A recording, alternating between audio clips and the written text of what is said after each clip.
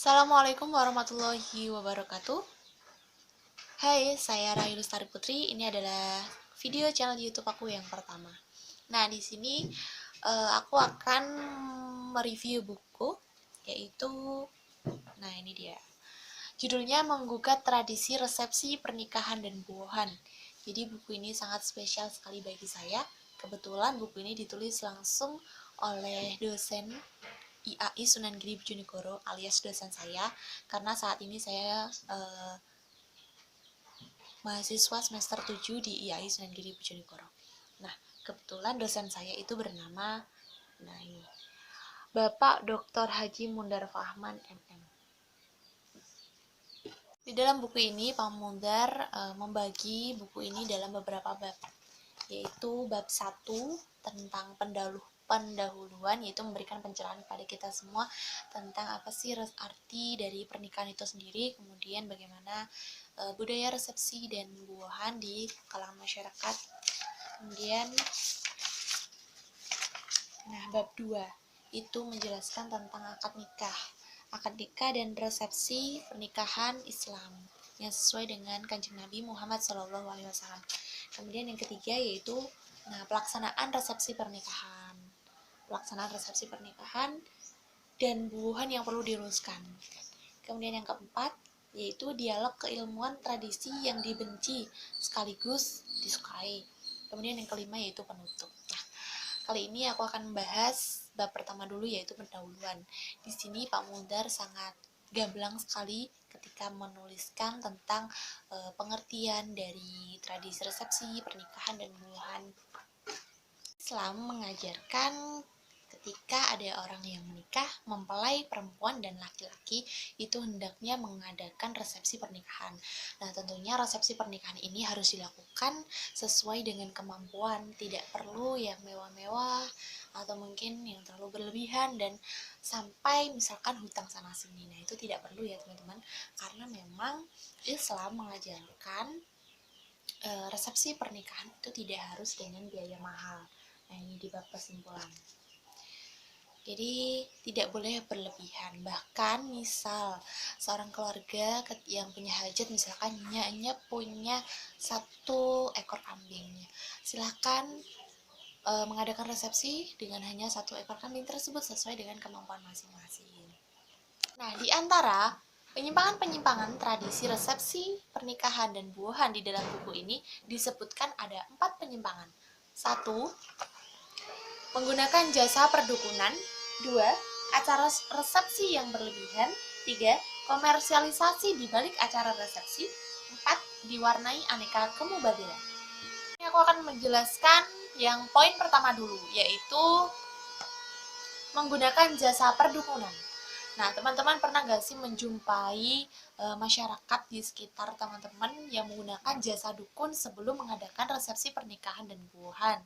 Nah, misalkan datang ke dukun untuk tanya terkait tanggal berapa pelaksanaan pernikahan yang baik, misalkan harus tanggal 13, tanggal 14 dan sebagainya.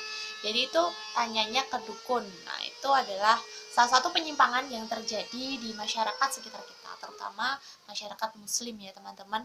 Karena ketika kita percaya dengan dukun, itu adalah salah satu hal yang dilarang oleh agama. Larangan ini dijelaskan oleh sabda Nabi Muhammad SAW yang artinya, barang siapa datang kepada seorang peramal atau seorang dukun, kemudian orang itu percaya dan bertanya sesuatu kepada sang dukun dan orang tersebut mempercayainya, maka salat orang tersebut tidak diterima oleh Allah selama 40 malam. Nah, ini adalah salah satu bukti bahwa ketika orang yang mau menikah datang ke dukun itu adalah salah satu hal yang dilarang oleh agama. Bahkan 40 malam salat kita itu tidak diterima oleh Allah. Kedua, acara resepsi yang berlebihan. Nah, pernah gak sih teman-teman itu menjumpai di sekitar kita yang melaksanakan acara resepsi pernikahan itu dengan sangat berlebihan? Misalkan dari golongan kelas menengah ke bawah, tapi mereka memaksa melaksanakan resepsi pernikahan dengan mengadakannya di hotel ataupun di gedung pertemuan yang sampai-sampai itu menghabiskan banyak uang, bahkan dari puluhan juta hingga ratusan juta. Nah, teman-teman, ini termasuk tradisi resepsi pernikahan yang berlebihan dan sangat dilarang oleh agama, karena agama Islam mengajarkan kita untuk tidak terlalu berlebihan, apalagi memberatkan diri sendiri. Nah, di antara perintah untuk tidak berlebihan sudah dijelaskan di dalam surat Al-Furqan ayat 67.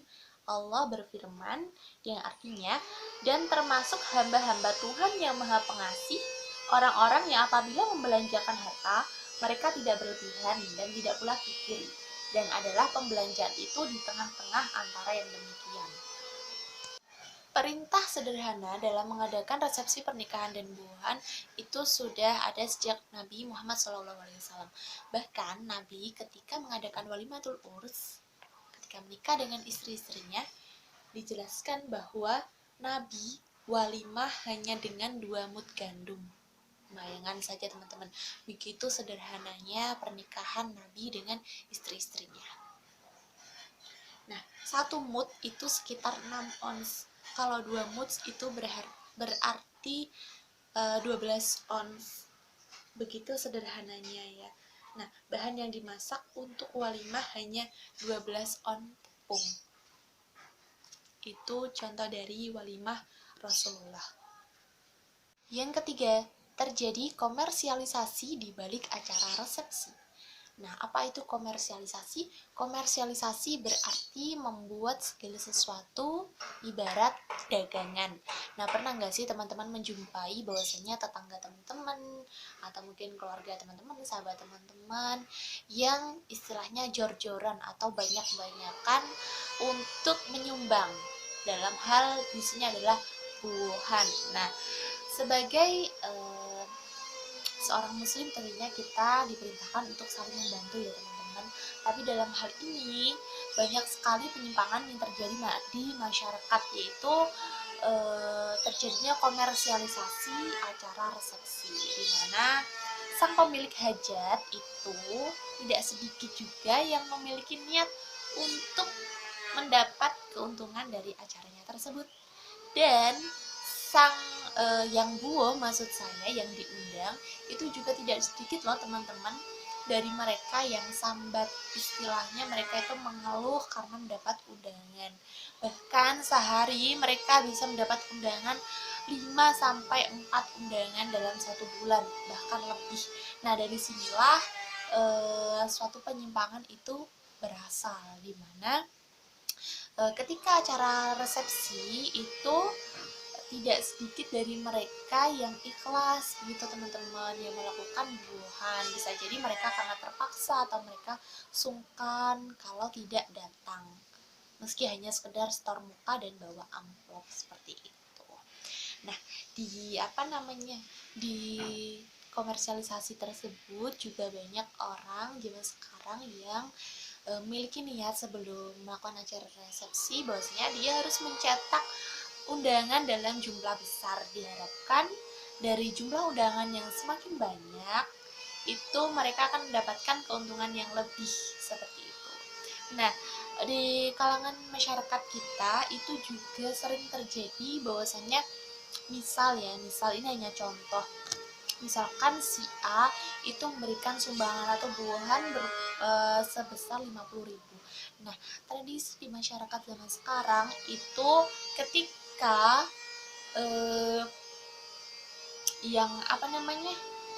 yang dibuohi tersebut, ketika yang tadi buoh itu mereka harus mengembalikan minimal 50.000.